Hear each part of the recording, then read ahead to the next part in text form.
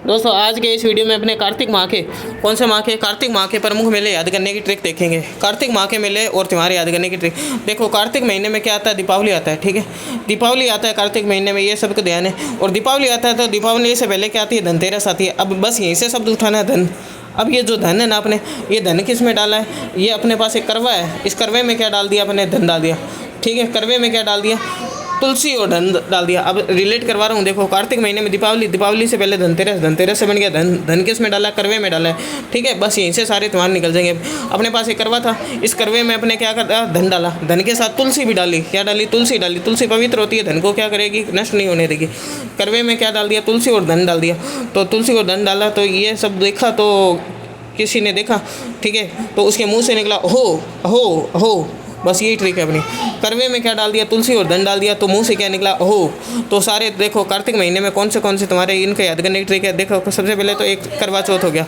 ठीक है, करवा चौथ। इसके अलावा क्या हो, तुलसी और धन डाला तो तुलसी एकादशी हो गया, धन से बन गया धनतेरस। ठीक है, मुंह से क्या निकला, अहो निकला, तो अहोई अष्टमी। कार्तिक महीने में कृष्ण पक्ष में कौन से त्यौहार आ जाते हैं, करवे में तुलसी और धन डाला तो मुँह से निकला अहो।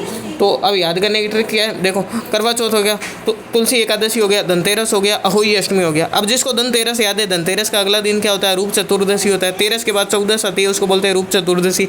और चतुर्दशी के बाद अमावस आती है, उसको बोलते हैं Deepawali.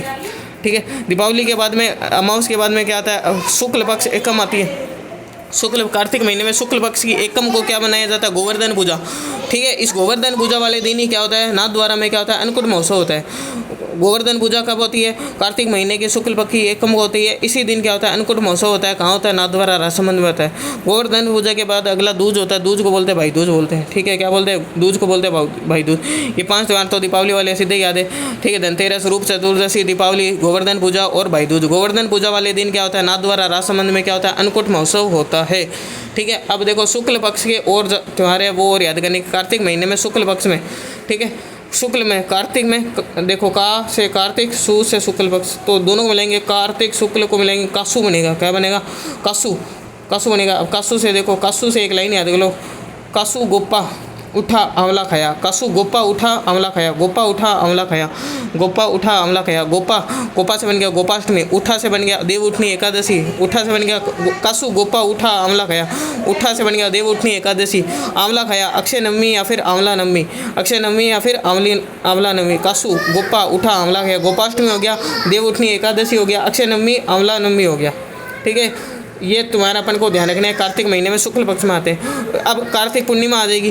Kartik Purnima very very most है। कार्तिक पूर्णिमा, इसको बोलते हैं त्रिपुरा पूर्णिमा। कार्तिक पूर्णिमा को क्या बोलते हैं, अपने त्रिपुरा पूर्णिमा बोलते हैं। कार्तिक त्रिपुरा पूर्णिमा बोलते हैं। इस कार्तिक पूर्णिमा में क्या क्या होता है, देखो चंद्रभागा मेला झालरापाटन में होता है। चंद्रभागा मेला कहाँ होता है, झालरापाटन में।